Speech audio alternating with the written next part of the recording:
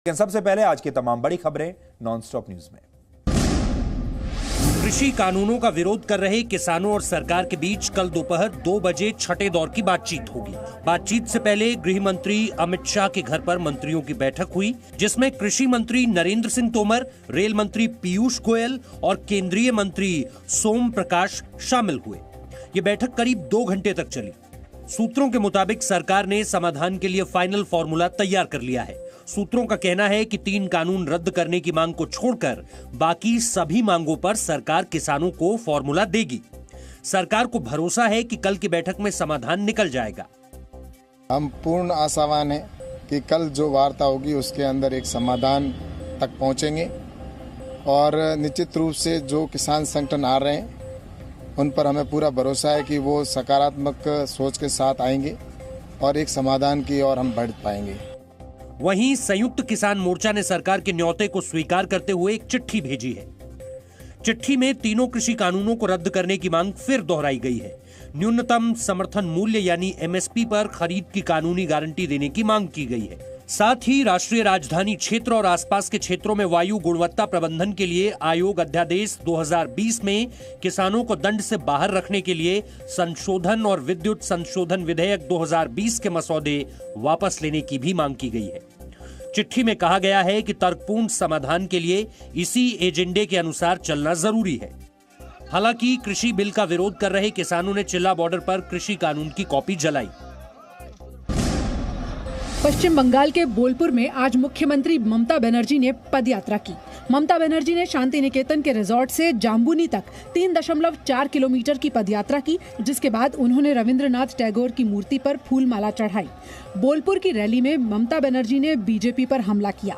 ममता ने कहा कि बीजेपी बाहरी है, वो स्थानीय संस्कृति को नष्ट करना चाहती है। रविंद्रनाथ ठाकुर जिदिन गानटा गेয়েছিলেন আমার সোনার বাংলা আমি তোমায় ভালোবাসি, সেদিন রবীন্দ্রনাথ ঠাকুর সোনার বাংলা রচনা করে গিয়েছিলেন এবং বাংলাদেশের জাতীয় সঙ্গীত আজকে আমার সোনার বাংলা আমি তোমায় ভালোবাসি। ममता बनर्जी के मंच पर बाउल गायक वसुदेव दास भी मौजूद थे। 20 दिसंबर को गृह मंत्री अमित शाह ने बाउल गायक के घर लंच किया था, लेकिन आज वो टीएमसी की रैली में मेहमान बने। बोलपुर में ममता ने जहां से पदयात्रा की, 20 दिसंबर को अमित शाह ने इसी जगह पर रोड शो किया था। बीजेपी ने ममता की पदयात्रा को फ्लॉप कहा है। ममता जी कहाँ है माँ माटी मानुष? आज तो गोली बम बारूद ने ले लिया उसकी जगह। आज पॉलिटिकल पार्टी के राष्ट्रीय अध्यक्ष श्री जगत प्रकाश नड्डा जी जाते हैं, उन पे हमला हो जाता है।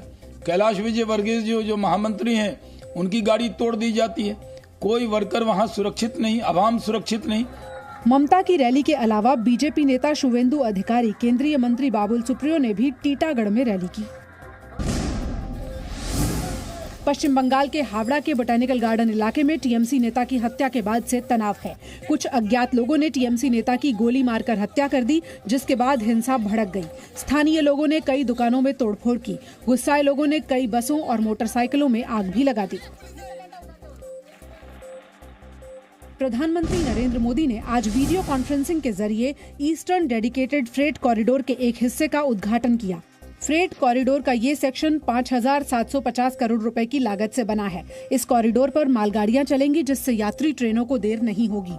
पीएम मोदी ने प्रयागराज में बने ईडीएफसी ऑपरेशन कंट्रोल सेंटर का भी उद्घाटन किया।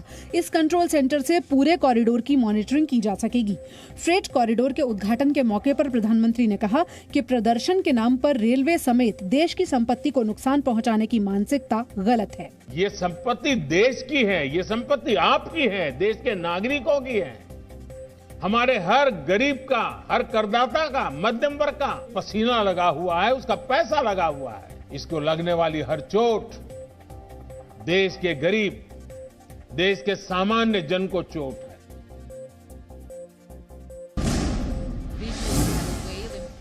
देश में कोरोना संक्रमण को देखते हुए इस बार दिल्ली के राजपथ पर होने वाली गणतंत्र दिवस परेड में बदलाव किया गया है। कोरोना की वजह से गणतंत्र दिवस परेड की लंबाई कम की गई है। इस बार परेड विजय चौक से नेशनल स्टेडियम तक ही जाएगी। परेड की लंबाई 8.2 किलोमीटर से घटाकर 3.3 किलोमीटर की गई है। गणतंत्र दिवस परेड को देखने का मौका भी इस बार कम लोगों को ही मिलेगा। इस बार 1,15,000 लोगों के बजाय सिर्फ 25,000 लोग मौजूद रहेंगे। परेड में इस बार दिव्यांग और छोटे बच्चे शामिल नहीं हो पाएंगे। 15 साल से ज्यादा उम्र के स्कूली बच्चे ही शामिल होंगे। परेड के हर दस्ते में इस बार कम लोग होंगे और परेड सोशल डिस्टेंसिंग के साथ होगी। इस बार खड़े होकर परेड देखने की इजाजत नहीं होगी। परेड के दौरान कोविड बूथ भी बनाए जाएंगे, जिसमें डॉक्टर और पैरामेडिकल स्टाफ मौजूद रहेगा। भारतीय वायुसेना के प्रमुख air chief marshal RKS Bhadauria ने चीन और पाकिस्तान को घेरा है। उन्होंने कहा कि ग्लोबल फ्रंट पर भारत से टकराव चीन के लिए अच्छा नहीं है। वायुसेना प्रमुख ने कहा कि सीपीईसी से जुड़े बढ़ते कर्ज की वजह से पाकिस्तान चीन की नीति में मोहरा बनता जा रहा है। Pakistan has increasingly become a pawn in Chinese policy. Under an increasing CPEC-related debt trap, we are going to witness further military dependencies in the future. वहीं सुरक्षा अधिकारियों के मुताबिक पाकिस्तान ने 2020 में एलओसी पर अब तक 5,100 बार सीज फायर का उल्लंघन किया है। ये पिछले 18 साल में सीज फायर उल्लंघन के सबसे ज्यादा मामले हैं। पाकिस्तान की तरफ से इस साल हुई गोलीबारी में 36 लोगों की मौत हुई, जबकि 130 लोग घायल हुए।